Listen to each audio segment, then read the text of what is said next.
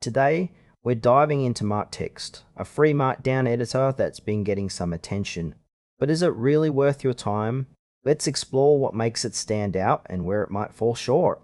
MarkText is an open source Markdown editor designed for simplicity and efficiency. Right off the bat, the interface feels clean and intuitive, making it accessible for both beginners and seasoned users. You get a side-by-side view of your Markdown and the rendered output, which is a huge plus for those who want to see changes in real time.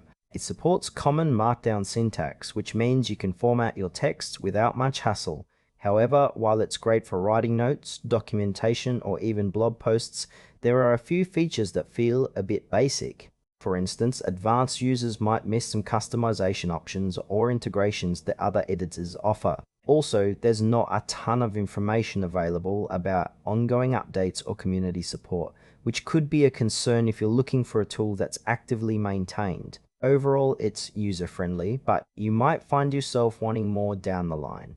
Let's break down the pros and cons.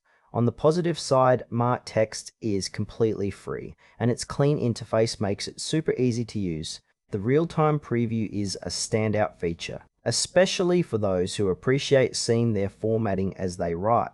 On the flip side, some users might find the lack of advanced features limiting. There's no built-in cloud storage or collaboration tools, which could be a deal breaker for teams or users who need those functionalities.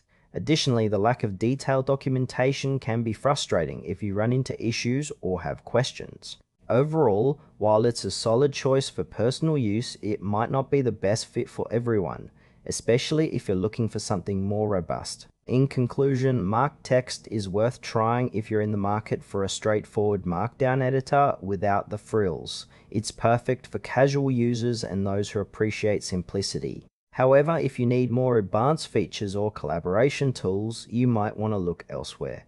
Overall, it's a solid option, but just know what you're getting into.